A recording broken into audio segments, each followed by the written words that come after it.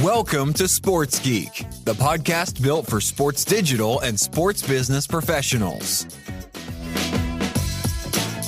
And now, here's your host who is considering a live podcast show, Sean Callanan.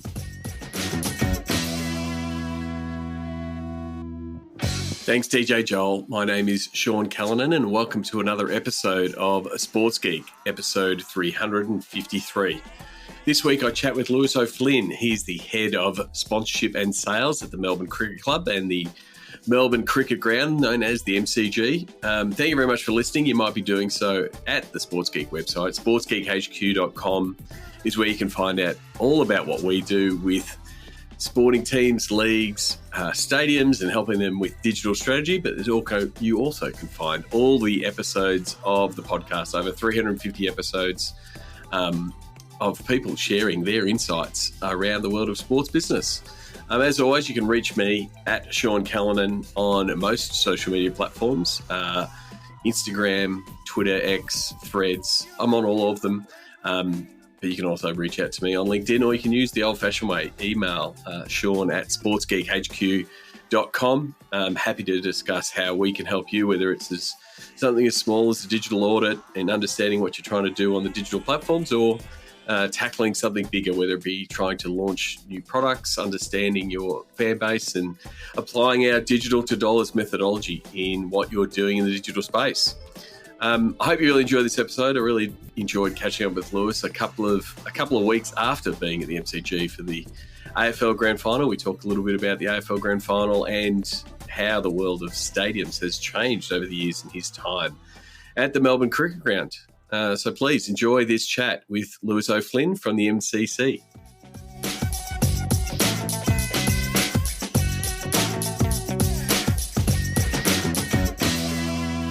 Very happy to welcome Lewis O'Flynn. He's the head of sponsorship and sales at the MCC, the Melbourne Cricket Club. Lewis, welcome to the podcast. Thanks for having me, Sean. Not a problem. Well, before we get stuck into your current role, I always like to find out how people got their start in the world of sports business. How did you get your break and your start in the world of sports? Yeah, well, I guess my career followed the very sort of, I guess I'll say traditional, because it was all very sort of sports and events and venues focused. So I was one of the early graduates of the sport management course at Deakin, Bachelor of Commerce. And I guess when you sort of go see a careers leader at school and talk about what you want to do, there really wasn't much emphasis on careers in sport. I remember actually in English in year 11 or 12 writing a piece that was sports related, and the English teacher telling me, don't bother, there's no career in sport. So it was really just sports journalism, those kind of things. It's like, oh, you're going to be a sports journo, and that's sort of what the advice was. And there wasn't really that, understood ecosystem of there's a whole bunch of roles in sport. But, especially in Australia, the university system and the careers path hadn't really built out to say, hey, here are some of the opportunities. Oh, exactly. And I was sort of the guy at school who would I don't know, organise a little syndicate for some sort of sporting event, or I'd organise a round robin and match up the teams. And I always felt like that was the right thing for me. And then getting into the Deakin course was that sort of first major step, and things flowed from there. So I pretty much, through those 3 years of the undergrad, threw myself in every opportunity I possibly could.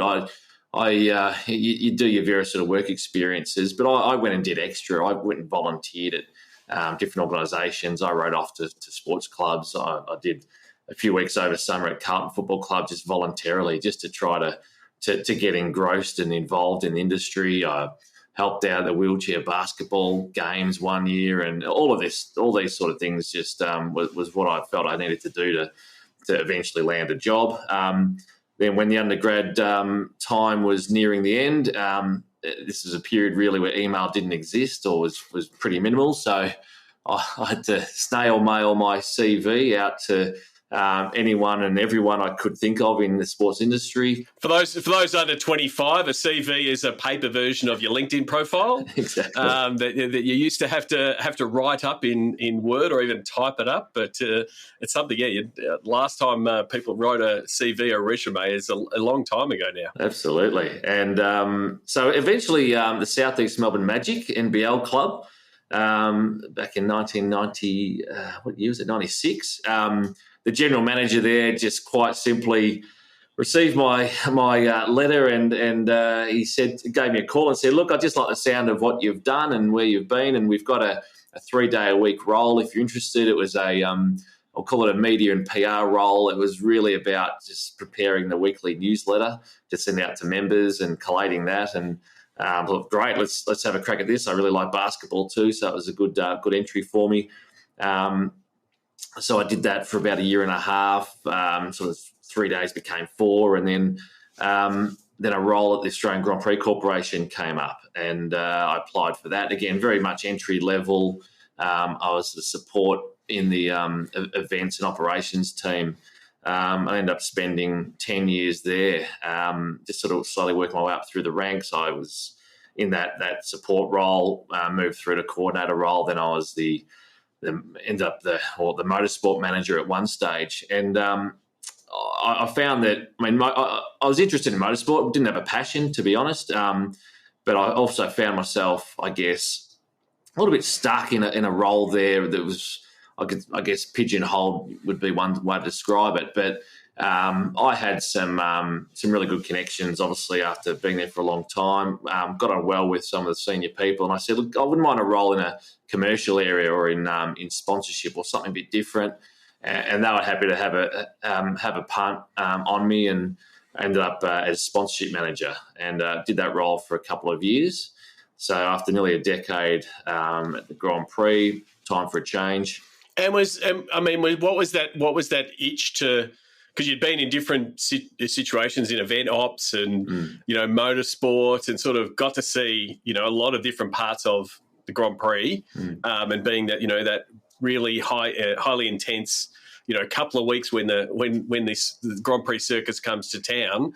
So you got a good feel for the whole business. But what lured you? Why did you want to get into the sponsorship space? Well, yeah, I just felt that, and you always got one eye out on what your career and what your progression looks like. And I just felt that, operationally, I guess I could have probably pivoted a bit more in that space. And there's operational roles in sports and events. And I just thought, though, that I wanted to have a much broader set of skills and capabilities. And I wanted to test myself a bit as well. Like often the sponsorship and sales team can get a bit of a bad rap in a business. They're the ones out cutting deals, and then they land a deal, and the ops guys have to go and make good on it. And I thought, well, I'm keen to throw myself into that and see what it's like in that world. And as time's going to go on in my career, I need to be pretty a bit more rounded than what I was. So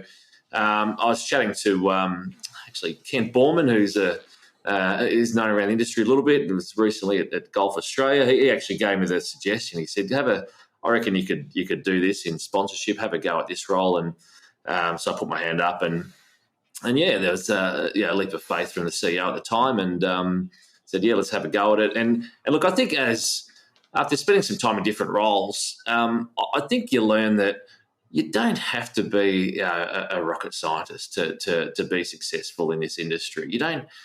Sure, experience is great, having some good skills and knowledge and understanding, but end of the day, if you've got the right attitude and apply yourself, and you can solve problems, it's applicable across many different roles. So I started to get some good exposure in the sort of commercial and sales world, and I think that's really from a sales sense. I mean, that's a skill that really everyone needs in some form or another, whether it's selling your assets, selling your properties, or selling yourself, or selling selling the attributes of your business. CEOs do it. They're not called salespeople, but they're doing sales roles as well. So it's important to have those skills. So I wanted to throw myself into that, and also see where that would lead me in my career in a broader sense. And do you think your former roles, like you said, being in operation, you would have rolled out and set up activations, and you would have been at the tail end of what sponsorship had gone and sold? Do you think that helped because you said, "Oh, I know where those pain points are. I've seen those activations work or not work, or I've seen how customers have reacted"? Do you think that gave you a good grounding? Because everyone is in sales, but then also understanding, how is it going to work? Being someone that had to put it together and actually roll out the deal, you think that helped moving into that sponsorship role? Yeah, certainly. Yeah, I got really good first-hand look at how sponsors activated on the ground at the Grand Prix. And you touched on earlier the environment of the Grand Prix, and I presume it's pretty similar today.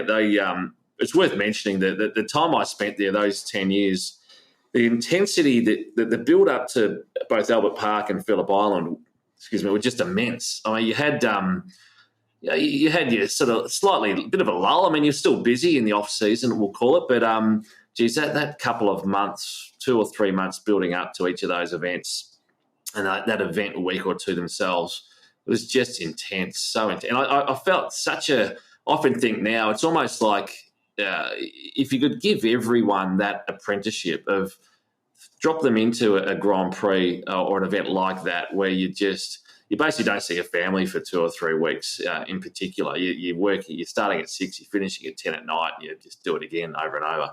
Like that was hard work. That was really hard. But geez, the bonding with your colleagues and what you went through with them, it's like going to battle every day. And at the end of it, geez, you enjoy a beer and a celebration at the end of what you've achieved. But that was such an amazing apprenticeship, really, and really set me up, and I'm sure everyone around me really sets everyone up for what the rest of their career looks like, because they've sort of been in the trenches and done the hard grind. But yeah, certainly seeing how sponsors at the Grand Prix activated, you got really good exposure to the rest of the business as well. So that helped set me up. And then essentially, after a couple of years in the sponsorship role at the Grand Prix, having a look around as people do, and a recruiter actually applied for a role for another organisation, but the recruiter said to me, "No, you're not right for that, but here's one at the MCG, which I think might be a better suit." And he directed me to that role. I applied, and I landed that position, which was business development manager at the MCC. So started off really trying to sell a few assets at the ground. So for those that aren't too familiar, it's worth just a really quick education here. We're the hirer. We hire out the MCG to hirers. So the AFL obviously are a major one. Cricket Australia is a major hirer. Special event promoters, the NRL will hire it for State of Origin, concerts, etc. So when it comes to what we're selling here, it's a little bit, it can be a bit narrow, because obviously the AFL have their own partners and sponsors. So I came in with a bit of a pretty specific task on a few properties I had to try to sell, and then slowly, and I guess this sort of comes back to my mindset during those university days of just putting my hand up for everything and make myself available. As time goes on, you'll have a colleague who might leave, or there'll be an opening because there's a mat leave opening. And I'd always put my hand up and say, "Yeah, I can take that on. Before you know it, as each year passes, that the role gets bigger and bigger. So while I still am continuing to be in a similar type of role, I've just had more and more things added time after time. And so I'm now in a position where, as well as all the partnership relationships, I deal with the AFL and advertising rights. I'm looking after our merchandise contract. I'm dealing with a lot of non-match day hires for filming and other sort of commercial activities. Corporate suites and corporate hospitality all falls under me as well. So you just get all these bits added on, and has landed me where I am now. So for people who don't know, MCG, the Melbourne Cricket Ground, I would say the crown jewel of Melbourne sports, and really, Melbourne is almost built around the MCG to a certain degree. I'm lucky enough to live a 6-pub walk to the MCG from my house, which, the last time I was there, Collingwood won the flag, so I definitely hit up most of those pubs on the way home. But just again, you sort of explained it that as MCC, you're the hirer, and, there is only certain things from a commercial point of view that you can do. What was it like when you came to the MCG at 2008, as far as, what was, because, I know I take a lot of, US friends to the MCG, and they see it, relatively clean compared to, if you go to Levi Stadium with naming rights or SoFi and all the different activations. What was it like when you turned up in 2008, and what are some of the things you've brought in sort of since that time? Well, one thing that probably put me in really good stead when I applied for the role was, and coming from the Grand Prix, you had the FIA and you had Formula One who would come into Albert Park, and they had their set of assets that they sold. And then what the Australian Grand Prix Corporation sold around that were other bits and pieces, support categories and other activations. So I came from an environment where you had a big hirer really come in and take big assets. So when I came here and we talked through the environment here, it was a similar sort of arrangement. So the AFL would come in and take a huge chunk of assets, and I'd have to work around the other part. So in that sense, the environment was consistent for me. So that was really good. But yeah, for the MCC, there's different functions to our business. There's the membership element, which most people know about. We've got 150,000 members and over 200,000 on the wait list, and that's obviously famed. And then there's the part of our ground, which is ground management, and I spend more of my time in that part of the business. Then we have the Australian Sports Museum and MCG tours. So you've got this heritage and tours part of the business. And then we've got land. We've got Yarra Park outside as well, which we manage. So the organisation has those different parts to it. So when you come back to but at the end of the day, I think that the club and the membership is the core piece, and that's the historical piece that binds us together. So there is this overlay, and I've sat in meetings with our committee members, and they've used examples of said, I won't name the stadiums, but I went to visit such and such, and all the signage and the logos and the brands everywhere. And then I come back home to the MCG, and I just love how clean and tidy we are. And so that's sort of the mindset that, we do want to obviously make generate some revenue, and advertising and signage is one part of it. We are in a good position that our business model doesn't mean that we have to go and sell our souls. We don't have to sell everything. So we were able to maintain a really nice, clean, presentable stadium, but we've got other sort of strong revenue streams. And obviously the MCC membership base is the core of that. So we're in a bit of a blessed position there, no doubt, but it means we can really focus on doing what's really right for the stadium. I mean, there's very much a filter of any decision we make, from a sales perspective in particular. There's that view of, okay, does this look good? Do the fans want this? Is it enhancing their experience? It's not about how much money can I make for covering that wall with a sign. So that's very much, I guess, how we're different to a lot of other venues. And then I guess a big part of it is the MCC members. They take a good chunk of the stadium. Like you said, it's a large membership base. You've got a large waiting list. A tradition of people signing up their kids when they're born, and 21, 22, they become they start becoming active members. How much is, I guess, the servicing of that membership and I guess the commercialisation of that membership been something that you've grown in your 15 years at the MCC? Yeah, I think so we're really protective of our members. And anyone who is a member that's listening will know that you don't see a lot of advertising through our EDMs or any of our communications, and we're really conscious of that. And almost every conversation I have with a prospective partner or sponsor, the first question is, tell me about your member database, and I want to get access to it. And it's a very quick, no, let's need to reframe this conversation. So we do protect that really closely, because we want these members to, and we believe this is the best venue sporting club membership in the world. I mean, what you get for what you spend, and look, there are a lot of members that don't, that don't necessarily utilise it, and there's a fear there that if they give up their membership, they'll never get it again. But which is not a bad business model, I guess. But for those that do use it, for what they spend to get access to AFL grand finals and Boxing Day test and all the AFL season and other benefits, it's pretty incredible. So we're very conscious that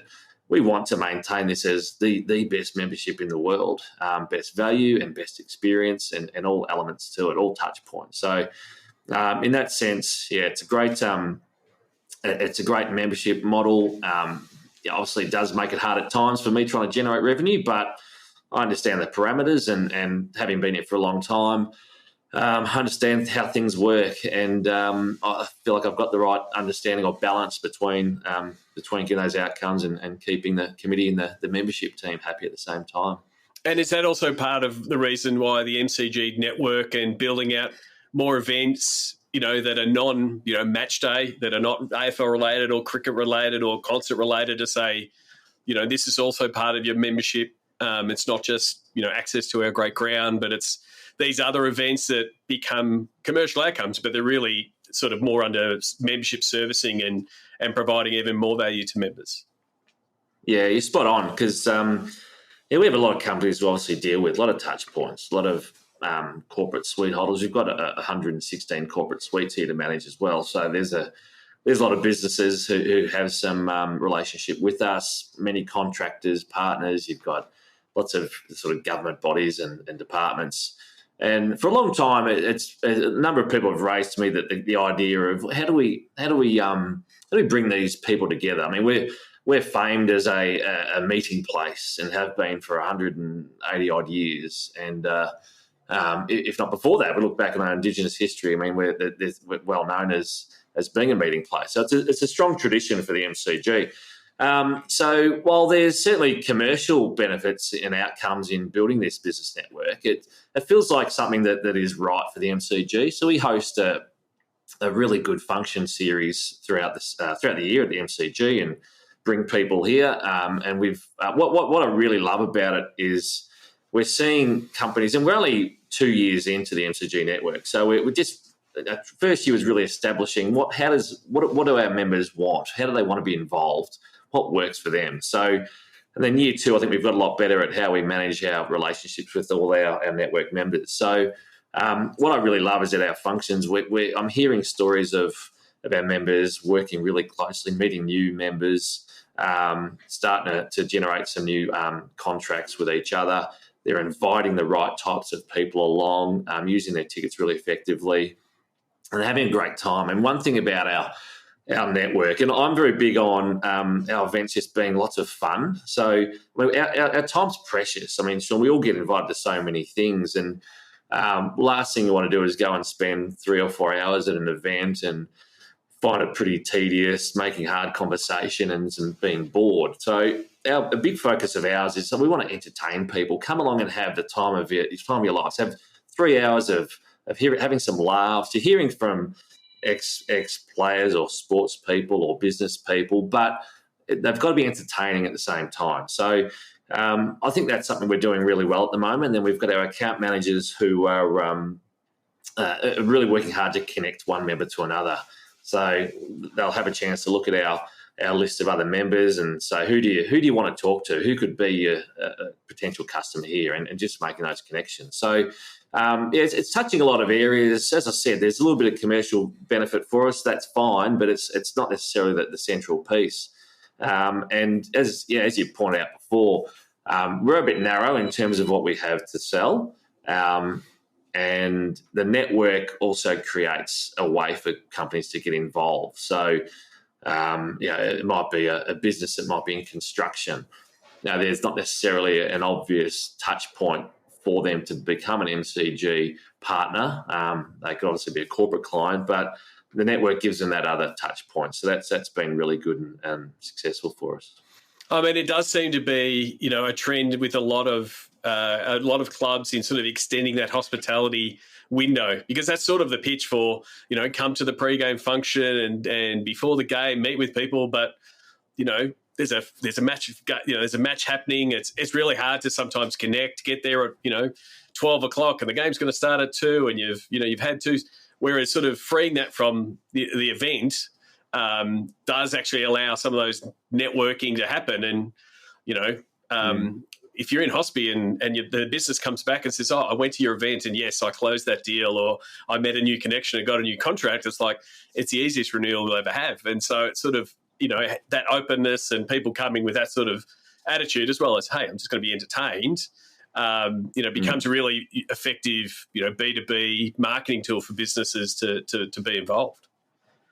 Yeah, absolutely. And certainly getting the size right as well. I mean, it'd be really easy to fall into a trap of just signing new member, having these huge numbers of membership and having thousands of people at our events. And not to say that's easy, but that's one approach. But we get feedback from members, and they do get involved in other groups as well. And the feedback is often they don't want to be just one of 10,000 or one of 1,000 others. Like they want a bit of intimacy. They want to feel like they're a special part of this as well. So we're just trying to be really careful with how we manage the numbers of how many people we have in this. It's got to be enough to be sustainable and enough that our members can make other connections, but not so big that they just feel like they're a tiny fish in a massive pond. So I feel like that's a really important part of it as well. As you said, you've got a wide role, across all things, stadium, both from, the membership, but then, the whole stadium. And the stadium versus couch debate has been one that's, raged on as broadcast and high definition TV and the experience at home gets better and better. Why does the stadium experience win for you? This is such a fun topic to talk about, I reckon. There's so many elements to this. We went through a phase, I would say, maybe 10 or 11 years ago. It was actually called, we had a project running at MCG called Smart Stadium, and this is when our LED upgrades around the ribbon boards. It was a bit of an arms race around a lot of stadiums of you've got to have Wi-Fi, you've got to have digital screens, signage everywhere, the scoreboards need to be upgraded. There was I'm sure you were looking every week and a new stadium was rolling out new tech. You're like, how do we keep up? Yeah, the antenna system. Who's Telstra, Vodafone, Optus, DAS networks would be the strongest? Who's Wi-Fi? I think we claim to at least have the record for the Wi-Fi that can handle the most concurrent users. I think one of the challenges was finding a way to test it. I think we can handle 100,000 people on the Wi-Fi at one time, but how do you actually get 100,000 people to use it at the same time? But you're right. It was very much who's got the biggest, the best, the fanciest.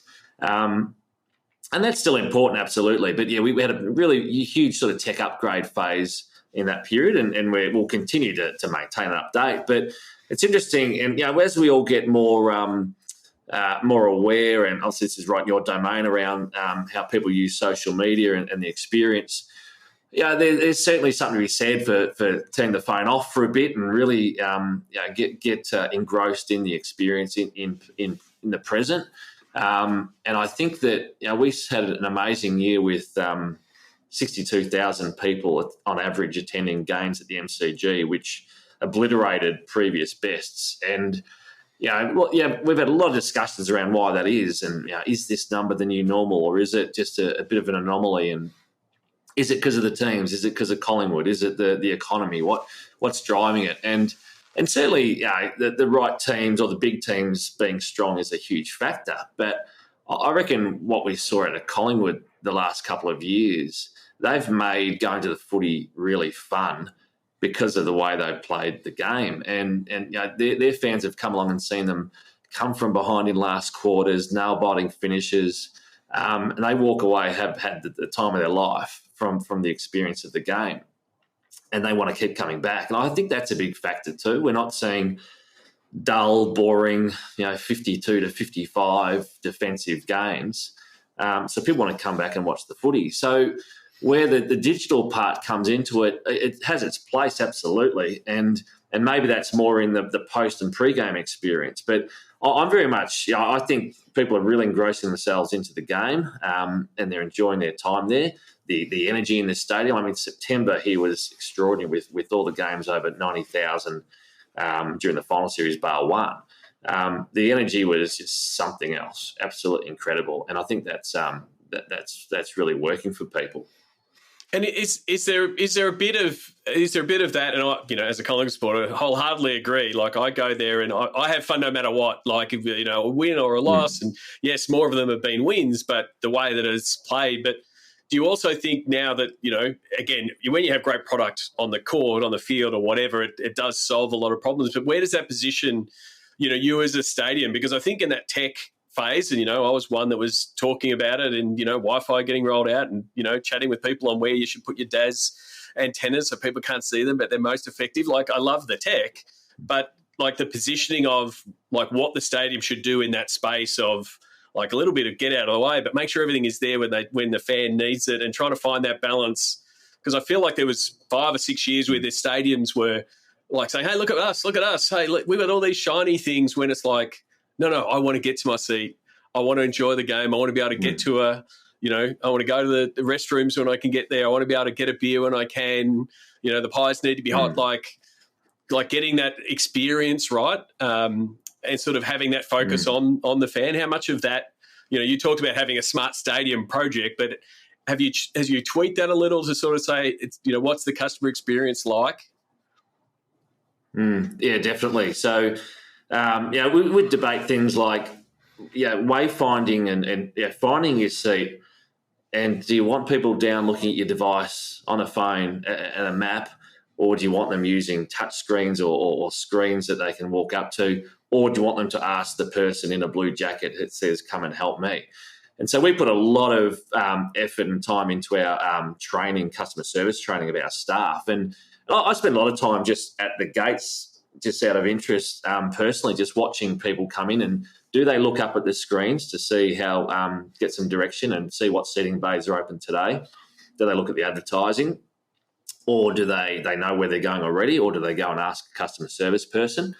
I think that the personal touch is really winning this one. I think if someone doesn't know where they're going, just as long as there's someone there to help them and say, yep, there's the nearest bathroom, that's where you can get a drink, or that's where your seat is.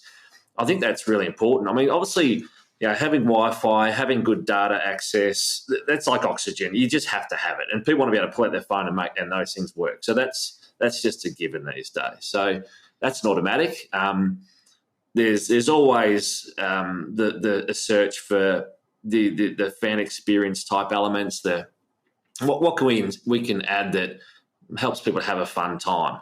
And if it's about integrating some, get a photo with your team on a digital display or something like that, or a game zone, all those things are still important and always will be. I guess we're just in that really blessed position where we've got such a good product stadium, and we put so much time and effort into maintaining the stadium that it's in great shape, and all those amenities of being able to get a beer, being able to get your food, and constantly improving those. We spend a lot of money on enhancing the venue, the stadium, so that the outlets look good and they're comfortable and people want to be there.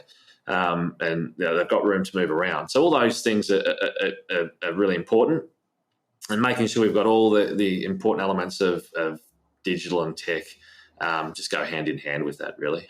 And I think it's also like, I'm the same. Like, I took Stacey McGrainer from the Sharks, and she did the same. She went secret shopper mode, and it's like I was watching all the signs, but things like rolling out wait time and having the different signage of the different arrows to know which way to turn to go to the shorter line. You do the press release, you tell everyone about it, but it's a 2 or 3 year thing, and that people start getting that ingrained behaviour. And even I go with my nephew, and I go to look for the signs. He just pulls out the phone and goes, "Oh no, we should go to this bay." And it's like, well, that's more native for him than me still looking at the signs, even if I'm looking at the digital sign. So it's sort of amalgam of those things for that experience to bed down.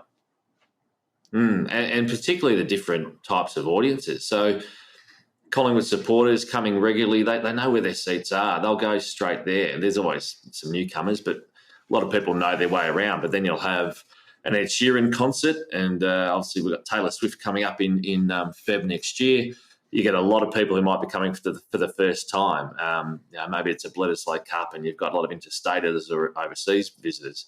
They don't know where Bay M52 is. So they need some direction, whereas AFL season is very different. So we need to adjust on the ground, and that's a lot our training of staff. And again, the way we use the screens will be different for different events and different modes. So that's all really important. And yeah, from a digital sense, that just sort of follows suit as well. So it's all important to us. You were talking about, I was going to talk about the importance of content, like when you're a stadium and you're always talking about, I remember, Greg Slade, when talking about Optus, he goes, we're always about what content can we bring in. You've got major tenors with AFL and cricket, but then you have these special events. Ed Sheeran last year was amazing, by all reports, and all of the content coming out of it. And you've got the phenomenon that is Taylor Swift next year. What is it like? Is it sort of take you back to your Grand Prix days of having these, major events, these concerts come into town? They've obviously got a bunch of their, I guess, stuff ready to go, but you're like, well, how can the stadium enhance that? How can we implement some of our tech to enhance that experience? What is it like, whether it's planning for an Ed Sheeran or a Taylor Swift concert? Yeah, we've got a lot of things to balance here. Ultimately, it comes back to the MCG. It is a state-owned asset. So it's owned by the people of Victoria, really. So that's always front of mind when it comes to a lot of our content and scheduling. Then obviously the MCC members, we want to do the right thing by them as well. So you've got to weigh up, and summer's an interesting period. So the AFL season is obviously quite heavy with content, with 50-plus games of AFL per season. Then you have the cricket season rolls around with the test match, some ODIs, BBL, Sheffield Shield in there. And then really obviously being an outdoor stadium as well, no one's having a concert in the middle of winter, so they're obviously looking to do those sort of things in October, November, Feb, March. So having that balancing act between having the stadium in good shape, getting the cricket wickets out, making sure we're providing content that Victorians want to come and see, and how making sure we're using the venue that's doing the right thing by the people, that the members are being served the content they wanted as well. I mean, a lot of members are very, very avid cricket supporters and don't want to see cricket eroded from our schedule. But at the same time, hundreds of thousands of people are really keen to see Taylor Swift and similarly with other concerts as well. So all that's got to be balanced out and managed. We want to have great content, but it's obviously at what price and what has to make way to make that happen. So, I sort of can't talk too much, I guess, about what our ideal sort of calendar looks like, but we've got to manage all these things and balance it. And there's also a staff piece here to keep in mind too. So last summer, straight off the back of the AFL season, the Melbourne Marathon finished at the MCG 1 week after the AFL. I think we followed with Guns N' Roses, and then I think Billy Joel was a week after that, and then we went into a Cricket World Cup, followed by Ed Sheeran. And I talk about the Grand Prix and having the peaks and some troughs. There was no troughs at all in that summer, and there's risk of a bit of burnout for staff too. So that's got to be managed and kept in mind. So all these things are part of it, and look, we love it. Absolutely love the big shows and it's just exciting having those sort of numbers come through the doors for those concerts in particular. So we're always going to want to keep doing that, but it's got to manage all our stakeholders and relationships and do the right thing by everybody, really. Well, as someone who works with the NFL team, there's every chance that Travis Kelce could win a Super Bowl and be in Melbourne for the Taylor Swift concert a couple of days later. So the world's media and the circus could come to town, definitely. Good point. I hadn't thought about that, but the timing sort of lines up well, doesn't it? That would be huge. Yeah. So I want to thank you for your time. I want to wrap things up with the Sports Geek closing five. Do you remember the first sports event you ever attended? I sort of blur a bit, but my dad was a Fitzroy supporter, and I'm actually a Richmond supporter. I won't get in the background of how that came to be, but getting dragged along to a lot of Fitzroy games and going to the Junction Oval, Moorabbin, Princess Park. I did this memory, going to the now no longer AFL playing venues, or AFL men's at least. Getting dragged along as a young kid to some of these venues and that experience, which is so different to today. A lot of it was just standing room. I remember one day just sitting literally on the mesh cage that sat above the race at Junction Oval. And for some reason, I've got this memory of Michael Conlon looking up at me as he walked off the ground. So I'd say that's probably my earliest memory of a sporting event. Yeah, it is very, very different, taking kids to a game because, my first event, one of my first memories was at Vic Park and not being able to see.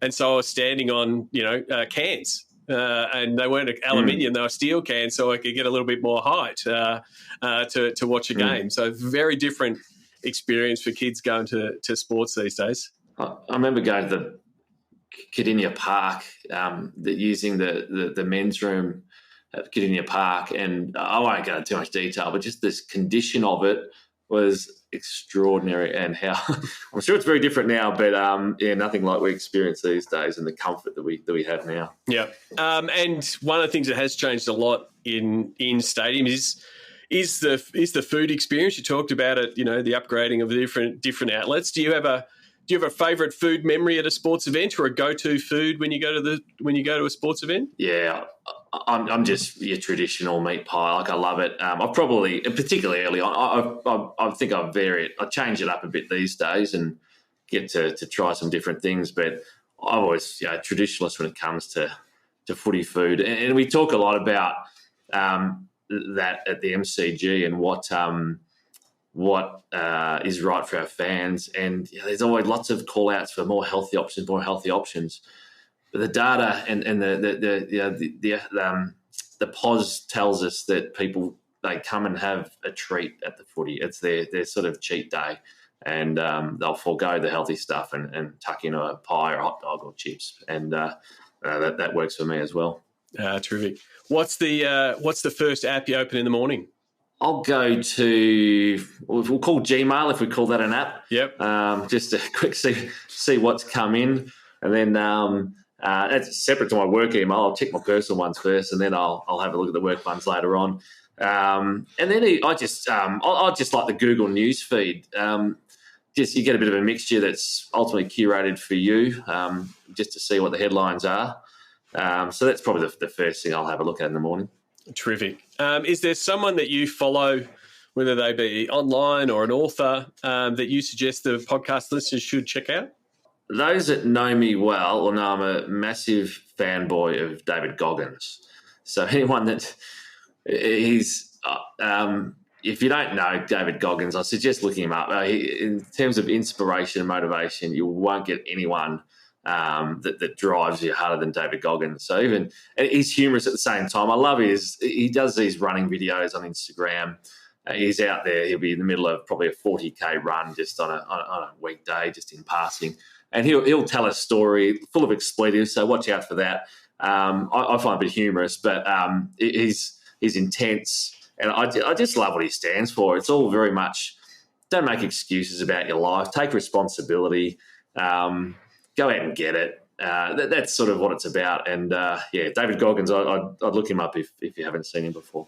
Terrific. And lastly, what social media platform is your MVP? What's your go-to platform? Look, I've been a long time Twitter, or X now. I really find that annoying. Everyone knows what Twitter is. X just sounds too obscure or broad, really. I think it is becoming too obscure is probably the answer now that it is called X. Yeah. And I think, and look, there's a lot I hate about Twitter, and I think it's one of those love-hate things, but I still think if you're looking for what is the current what are people talking about, what's the vibe right now, Twitter is where you'll get that. And obviously you've got to navigate your way through plenty of aggro and hate and some yucky stuff on there. But I just like to see what people are talking about. What's the topic right now? And I feel like Twitter's the one that gives you that more than anywhere else. Yeah, I guess the only thing, and I tend to agree, but I guess the only thing is there's so many people are withdrawing from it. And, so you're not getting as many of those voices you might have got, 10 years ago, that it was a bit more of a vibrant conversation and more people are like, oh, the toxicity, it's the algorithm or all of the above.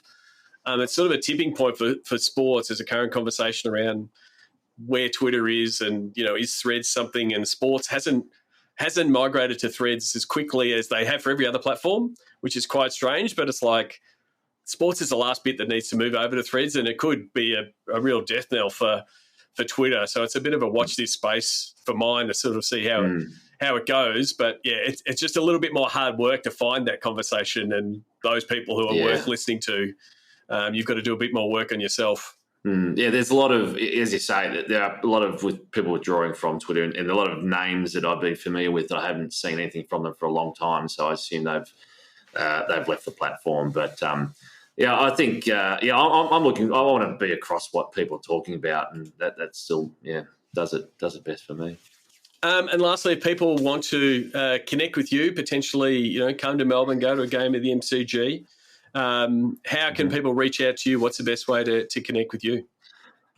Yeah, LinkedIn, clearly best for me. They'll be able to find me there, just looking me up. And I'm on it pretty regularly. I don't post a hell of a lot. I will occasionally, but I'll always see my messages and check in on that. So that's the best way to get me. Look, I've got a presence. I'm not a heavy poster on anything really, but Instagram I'll keep an eye on. I guess I'm over 40, so Facebook's still relevant to me. That's more for my sort of local community stuff, and but certainly LinkedIn is where I'm most interested for business. And back to the MCG network question: is LinkedIn where you're seeing, I guess, the success of those connections, where you're seeing people who are at the event? Either one, be great that they're talking about your event on a platform like LinkedIn, but you're actually seeing those connections being made and flourish on a platform like LinkedIn? Yeah, and we're using LinkedIn. I think we're using it pretty well too. Like we can actually share the goings on of our LinkedIn our network members and partners, and that's our following is just growing consistently on there on LinkedIn. And I think also I'm seeing the rise of LinkedIn influencers. We all know a lot about those on TikTok and Instagram, but LinkedIn influencers are quite a thing as well, and we're getting to that space a little bit also. So I think, I think certainly, you could talk about this for hours, couldn't you, about the behaviours and patterns of people on the different platforms? But yeah, LinkedIn I think for us is just sort of makes the most sense for our network to live and breathe. Well, terrific. Thank you very much for taking the time, and congrats on a very successful AFL season, AFL final season, and big summer ahead of cricket, and then, like I said, maybe hosting a Super Bowl champion at a Taylor Swift concert early in the new year. Yeah, no, very good. Well, thanks for having me, Sean. It's been fun, and I appreciate the invitation to join. Learn from the Sports Geek Amplify Season 2 cohort. Trajectory, Xtonet, SeatGeek, Sponsor CX, and Stats Perform. For more, go to sportsgeekamplify.com. Thanks again to Lewis O'Flynn. You can reach out to him on Twitter or X if you're going to be calling it that. Lewis O'Flynn is his Twitter handle, much like myself, first name and last name on X.